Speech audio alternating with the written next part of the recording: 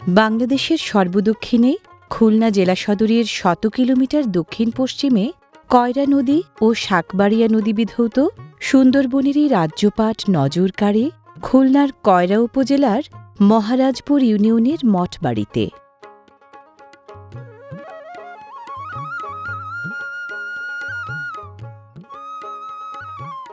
পৃথিবীর একক বৃহত্তম জোয়ারধৌত গরান বনভূমির সুন্দরবনের এই অংশটি খুলনা রেঞ্জের কাশিয়াবাদ ফরেস্ট স্টেশনের আওতাধীন।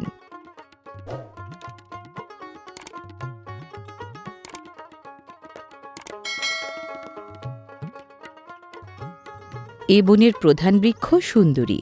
সুন্দরী, গেওয়া, কেওড়া ও বাইনের মতো এ বনের প্রায় ৩৫ প্রজাতির নোনাবান্ধব গাছগাছালি জোয়ার ভাটার কাদা ও পানি ছাড়া বাঁচে না। নদী মেঘলাই বন একদিকে প্রতিরক্ষা দেয়াল হয়ে থাকায় ঝড় ঝঞ্ঝা জলোচ্ছ্বাস, অন্যদিকে স্থানীয় বনজীবী বাসিন্দাদের যোগায় জীবন জীবিকার রকমারি রসদ।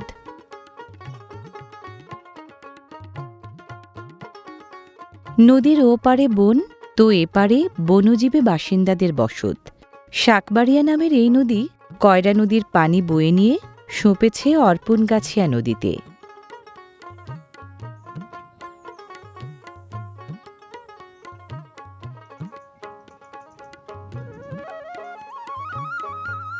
যে কোনো দুর্যোগ দুর্বিপাক সংকটের মূল ধকলটা সামলাতে হয় বলে এ অঞ্চলের নারীরা নৌচালনায় সিদ্ধহস্ত।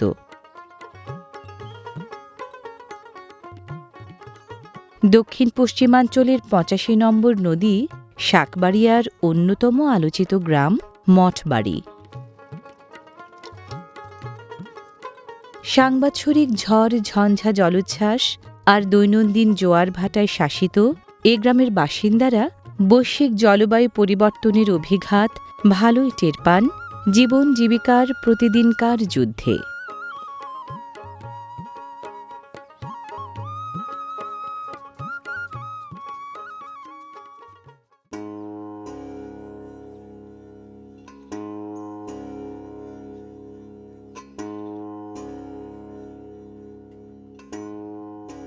বর্ষার কালচে মেঘেরা বন্যপ্রাণীর মতোই যখন তখন হামলে পড়ে মঠবাড়িতে, বৃষ্টি জলে ভেজা ইচ্ছে মতন।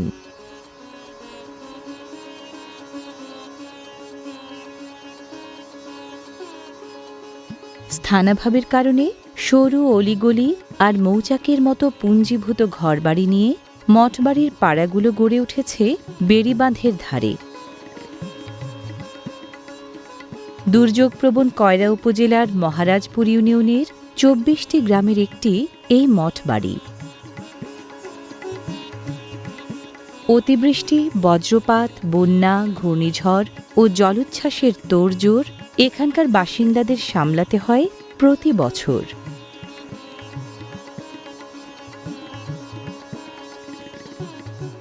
মহারাজপুরের মঠবাড়িসহ পুরো কয়রায় বছরে বৃষ্টি ঝরে প্রায় ৩,০০০ মিলিমিটার, বেশি ঝরে জুন থেকে সেপ্টেম্বরে।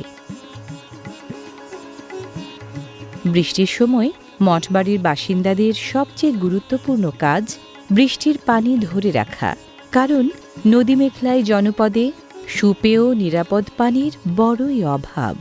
জলবায়ু পরিবর্তনজনিত লবণাক্ততা বৃদ্ধির কারণে এখানকার ভূপৃষ্ঠ ও ভূগর্ভের পানি কিছুটা ব্যবহারযোগ্য হলেও পানযোগ্য নয়।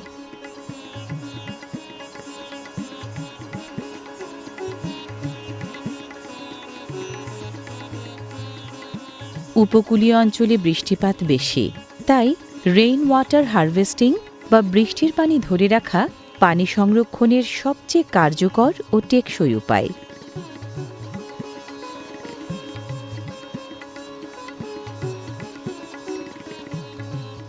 বড় ড্রাম ও মটকার পাশাপাশি মঠবাড়ির বাসিন্দারা ছাদে জমা বৃষ্টির পানি পাইপলাইনের মাধ্যমে জমান বেশি ধারণ ক্ষমতার প্লাস্টিক ট্যাঙ্কে। রেইন ওয়াটার হারভেস্টিং সিস্টেম স্থাপনে সরকারি ও বেসরকারি উদ্যোগ থাকলেও চাহিদার তুলনায় তা অপ্রতুল।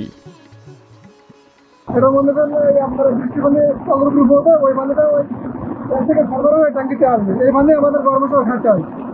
মনে করেন বছরে চলে গেলে আমাদের আর খাওয়ার পানির খুব অভাব হয়ে যায়, কষ্টকর হয়ে যায়। তখন নৌকা দ্বারা অন্য এলাকায় যে পানি কিনে আনতে হয়, গ্রামকে এক গ্রাম 10 টাকা, 1 গ্রাম 10 টাকা। এই কয়েকদিন কিন্তু এই পানিটা আমরা খাই, তারপরে পানি এই যে এই টাকাটা গ্রাম সাধারণ গ্রাম সাধারণ ওই গ্রাম ধরে নৌকা ভরাট করে দিয়ে আমাদের 10 টাকা ড্রাম ওইটা আর ওখান থেকে তার না হলে ওইটা কাঠ টাকা ঘুরিয়ে বাড়ি এমনকি সর্ষে ফুল তো জাতীয় কিভাবে আমাদের জীবন করতে হবে।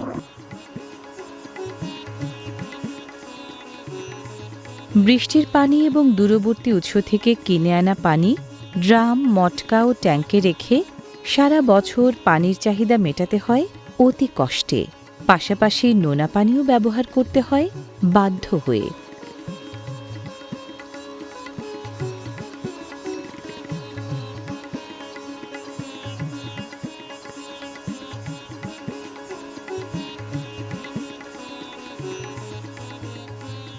মঠবাড়ির পাড়াগুলোয় ঘরবাড়িগুলো গাদাগাদি করে আছে।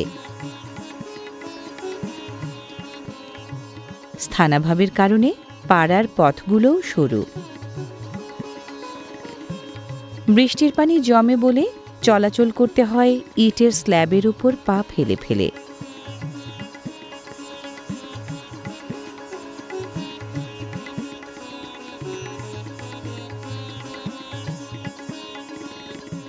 স্থানাভাবের কারণে কোনো বাড়িতে এক চিলতে উঠান আছে, কোনো বাড়িতে নেই।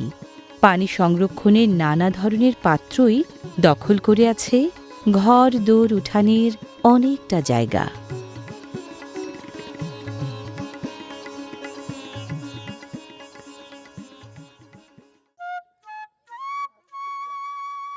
বনজীবী হিসেবে পরিচিত জেলে, বাওয়ালি ও মোয়ালরাই মঠবাড়িতে বেশি থাকেন জলের কুমির আর ডাঙার বাঘের সাথে লড়াইয়ের ঝুঁকি নিয়ে।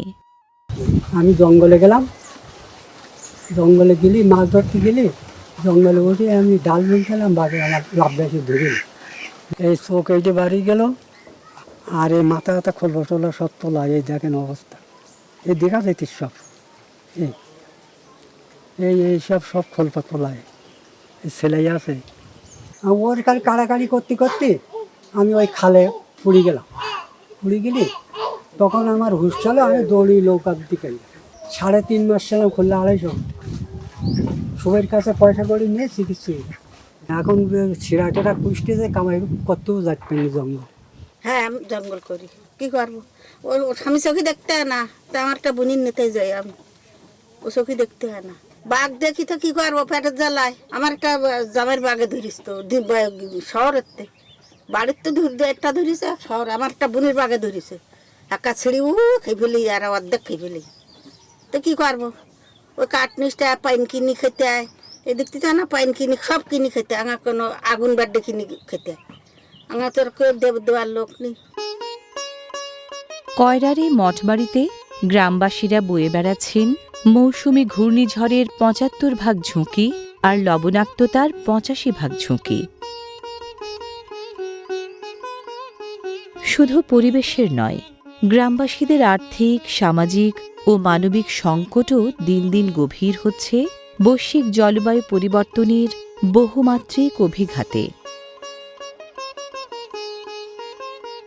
প্রকৃতি ও মনুষ্যসৃষ্ট সংকটের ক্রমবর্ধমান অভিঘাতের সাথে নিজেকে যথাসম্ভব খাপ খাইয়ে নিয়ে বনজীবী সালাম সর্দার খেয়ে পড়ে কোনো মতে বেঁচে থাকলেও দিন দিন পরিণত হচ্ছেন জলবায়ু উদ্বাস্তুতে।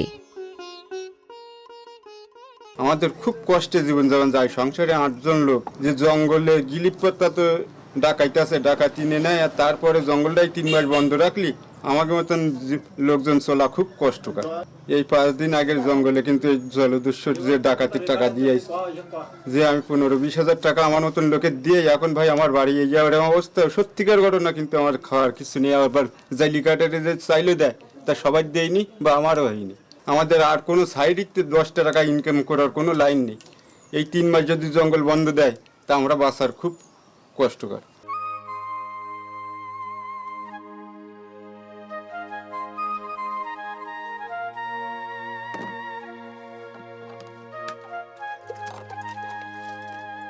জমিয়ে রাখা পানি দিয়েই মঠবাড়ির গৃহিণীদের খাওয়া ও রান্নার কাজ সারতে হয় বছরের 12 মাস।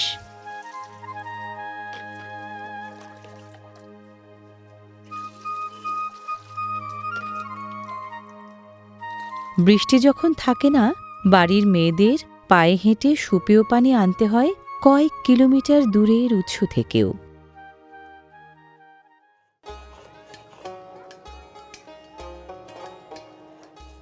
প্রায় সকল দুর্যোগ দুর্বিপাক সংকটের মূল ধকলটা সামাল দিয়ে এই গ্রামের নারীরা সচল রাখেন প্রতিদিনকার জীবনযাত্রা।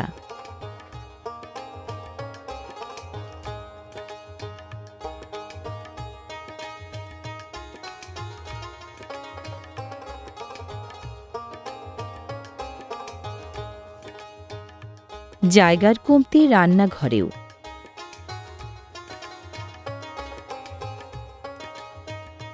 যেমন বাইরের জীবিকা কেন্দ্রিক কাজে, তেমনি ঘরের সাংসারিক কাজেও মঠবাড়ির মেয়েরা কর্মিষ্ঠ খুব।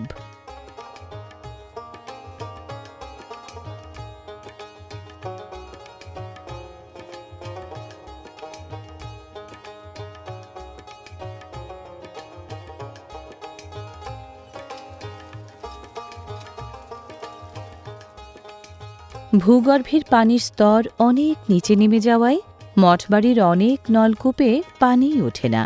যেগুলোতে ওঠে, ক্লোরাইড, আর্সেনিক, আয়রন ও লবণের পরিমাণ স্বাভাবিক মাত্রার চেয়ে অনেক বেশি। পানীয় জল হিসেবে ব্যবহারের বদলে তাই ধোয়াধুয়ির কাজে বেশি ব্যবহৃত হয়।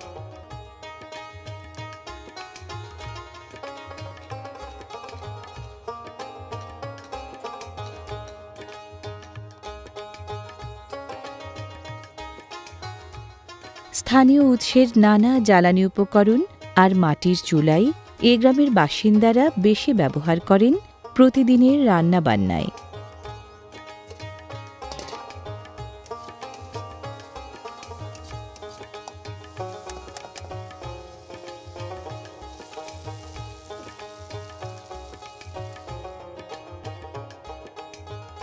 মোটা দাগের হিসেবে প্রতিটি প্রাকৃতিক দুর্যোগের পর এখানকার 3/4 পরিবার জীবিকা হারিয়ে ঋণগ্রস্ত হয় এবং একই কারণে 1/4 পরিবার খাদ্য নিরাপত্তাহীনতায় ভোগে।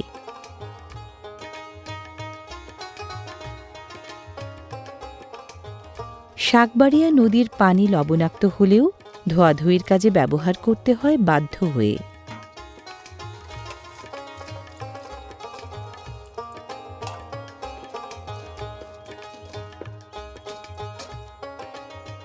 মঠবাড়ির পুকুরগুলোয় বর্ষায় পানির পরিমাণ বাড়ে এবং লবণাক্ততার মাত্রা কমে, কিন্তু এর উল্টোটা ঘটে শুকনো মৌসুমে। বর্ষার পানি আমরা ধরে খাই, আমাদের পানির কষ্ট খুব। যখন পানি না থাকে তখন কিনে নিয়ে আসতে হয়, না পুকুরি পানি খাতে হয়।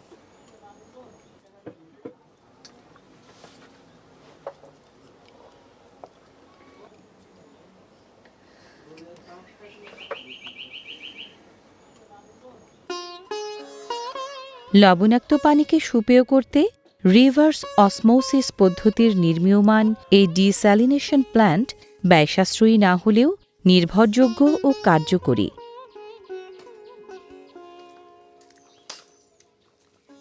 বিক্রির জন্য কংক্রিটের পিলার বানানো হচ্ছে এখানে।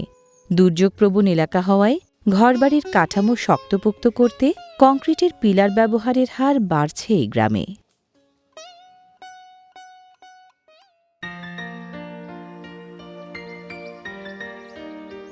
বেড়িবাঁধের পাহারায় সুরক্ষিত এই জায়গাটা নৌকা বেঁধে রাখার জন্য জুৎসই, যেন নিরাপদ পোতাশ্রয়।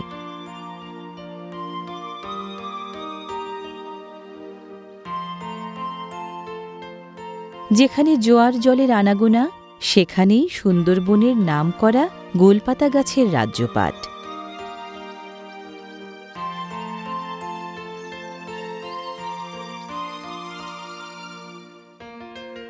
খাবারের খোঁজে বনের বানর প্রায়ই হানা দেয় লোকালয়ে। বন খেকোই লোকালয়ে কে যে আসলে অনুপ্রবেশকারী বলা মুশকিল।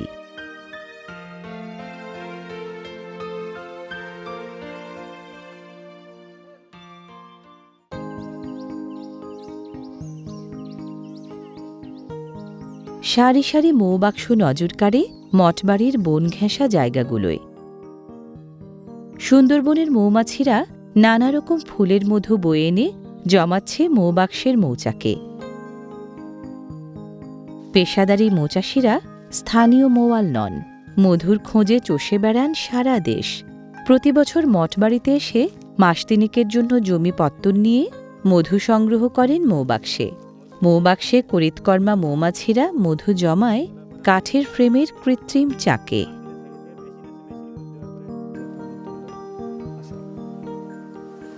এই দেখেন, এই দেখেন, এদের ভিতরে সব থেকে রানী আছে রানী, সব থেকে বড় মাছ আছে রানী।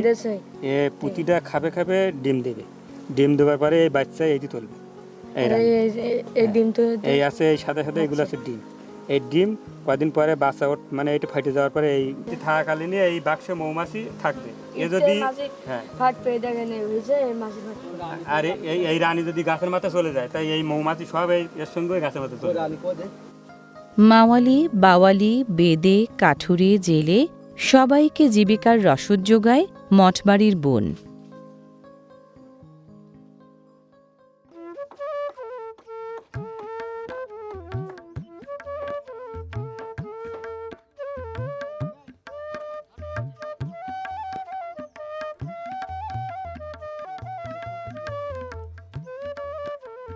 মঠবাড়ির জেলেরা সুন্দরবনের নদী ও খালগুলোয় নানা প্রজাতির মাছ ও রেণুপোনা ধরেন নানা ধরনের জাল দিয়ে।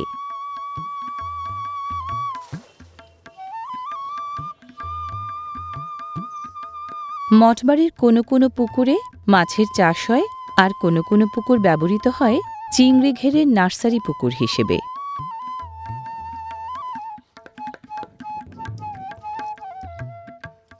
সুন্দরবনের নদী ও খাল থেকে ধরে আনা চিংড়ি পোনা এখানে বাছাইয়ের পর বাক্সবন্দি করা হচ্ছে পোনার হাট বাজারে নিয়ে বিক্রি করার জন্য।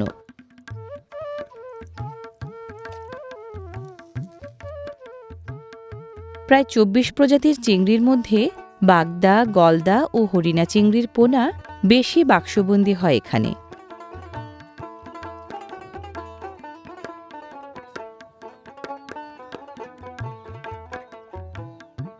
এখানে পোনাকেন্দ্রিক কর্মকাণ্ড বেশি সাধারণত চলে মার্চ থেকে মে পর্যন্ত।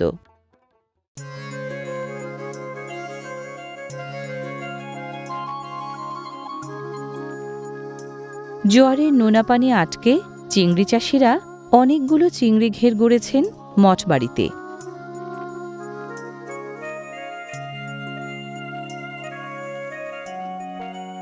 চিংড়ির সংগ্রহ করা রেণুপোনা এখানকার পোনা শিকারীরা কাঁচামাল হিসেবে যোগান দেন স্থানীয় চিংড়ি ঘেরগুলোতেও।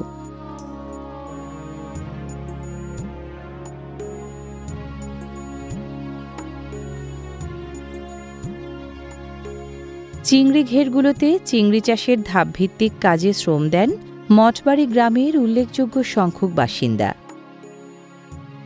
প্রতি চিংড়ি ঘেরের উঁচু বেষ্টনী বাঁধ ১ থেকে ১০০ মিটার গভীরতার নোনা পানি ধরে রাখে।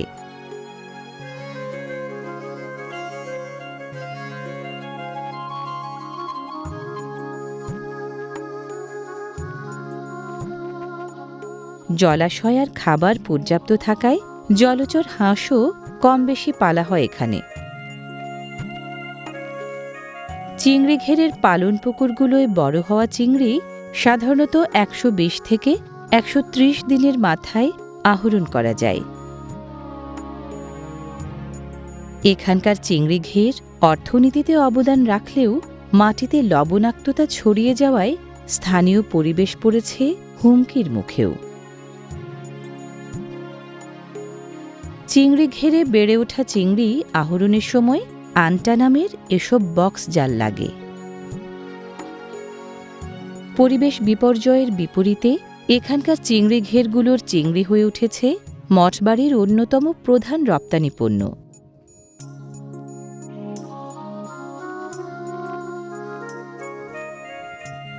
একদিকে মনুষ্যসৃষ্ট সংকট, অন্যদিকে বৈশ্বিক জলবায়ু পরিবর্তনের অভিঘাত, দুয়ের মিশেলে স্থানীয় বাসিন্দাদের বিপর্যয়ের বিপদ দিন দিন বাড়ছেই।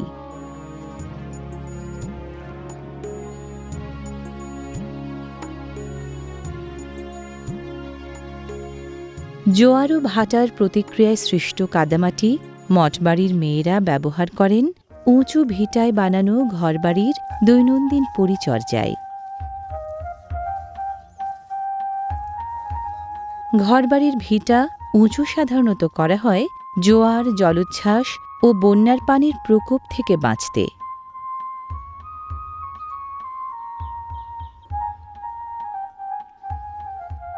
গোলপাতার ছাউনি সাধারণত বছর তিনেকের বেশি টেকে না।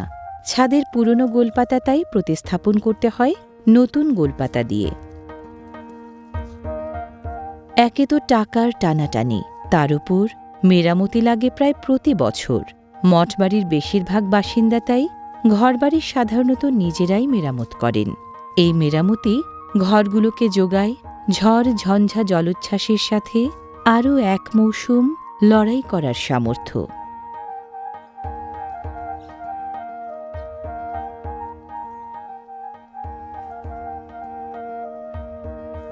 গোলপাতা, শন, বাঁশ, কাঠ, টিন ও কংক্রিটের পিলার দিয়ে বানানো কাঁচা ঘরে মঠবাড়ির প্রায় ৯৫% বাসিন্দার মাথা গোঁজার ঠাঁই। কৃষিকাজ ও মাছ ধরার পাশাপাশি পশুপালন হয়ে উঠেছে স্থানীয় বাসিন্দাদের আয়ের তৃতীয় উৎস।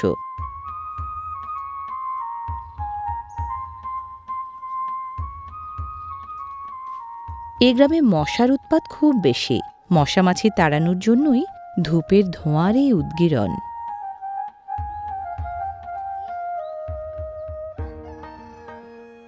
জলাবদ্ধতা এবং স্থানাভাব এই দুই কারণে বেশিরভাগ মোরগ মুরগি বছরের বেশিরভাগ সময় পালা হয় নেট মোড়ানো খোঁয়ারে ভরে।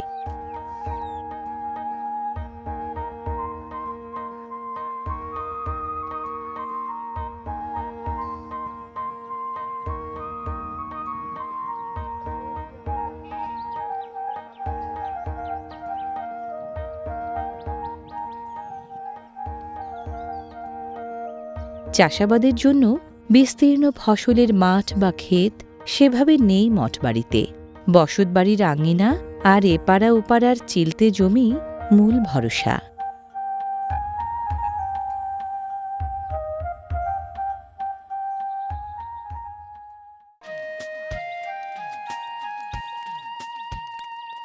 মঠবাড়িসহ মহারাজপুর ইউনিয়নের শিক্ষার্থীরা স্থানীয় শিক্ষার হার প্রায় ৭০% উন্নীত করেছে কম বেশি ৩৩টি শিক্ষা প্রতিষ্ঠানের মাধ্যমে। এখানেও সমস্যা, জলের ঘেরাটোপ। ড্রাম দিয়ে বানানো দড়ি টানা ভেলায় চড়ে কায়দা কসরত করেই যাতায়াত করতে হয় শিক্ষার্থীদের।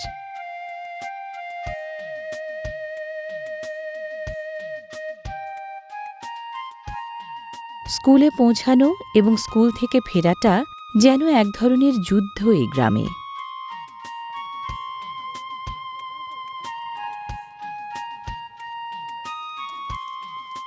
না বেড়িবাঁধ, না রাস্তা, কোনোটাই বহাল তবিয়তে নেই মঠবাড়ি গ্রামে। ভাঙন আর শঙ্কা এখানে মিলেমিশে চলে।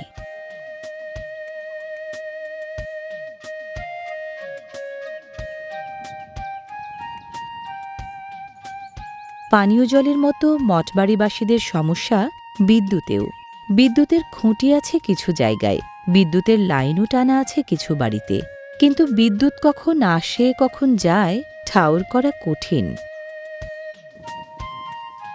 বিশাল এসব মটকা যেন পানি সংকটের বিজ্ঞপ্তি। মটকা, ড্রাম কিংবা ট্যাঙ্ক নেই এমন বাড়ি মঠবাড়িতে আসলে একটাও নেই।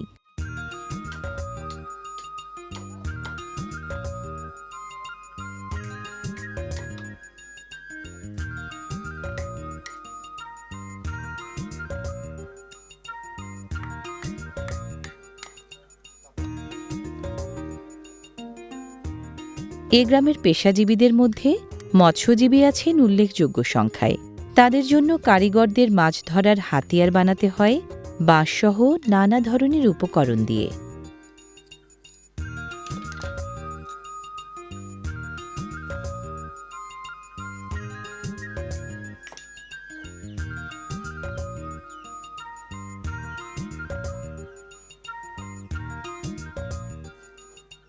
এখানে বাঁশের চটার কাঠামো মাঝারি ফোঁকরের নেট দিয়ে মুড়িয়ে বানানো হচ্ছে কাঁকড়া ধরার চাই।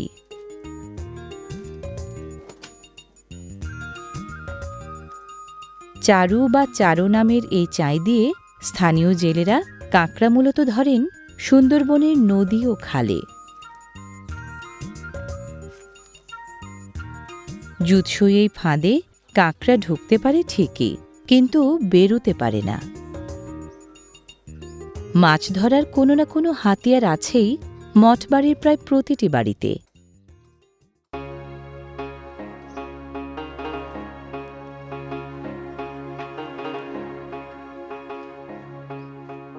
মঠবাড়ির কম বেশি সব বাসিন্দাই চলাচল করেন নৌকায় চড়ে। জীবন জীবিকার নানা প্রয়োজনে নৌকাই তাদের মূল বাহন। সেই বাহনের নির্মাণ ও মেরামতির কাজ তাই নিয়মিতই চলে এই গ্রামে।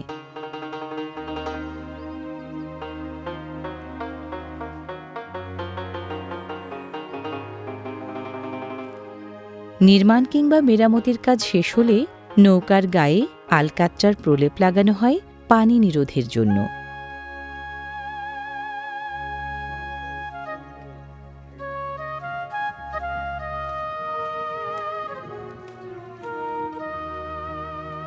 আলকাতরার প্রলেপ নৌকার কাঠকে নোনা পানি ও নোনা বাতাসের সংস্পর্শ থেকে দূরে রাখে এবং ক্ষয় থেকে বাঁচায়। বনজ সম্পদ আহরণ, মিঠা পানি সংগ্রহ, গন্তব্যে যাওয়াসহ কোনো কাজই নৌকা ছাড়া চলে না এখানে।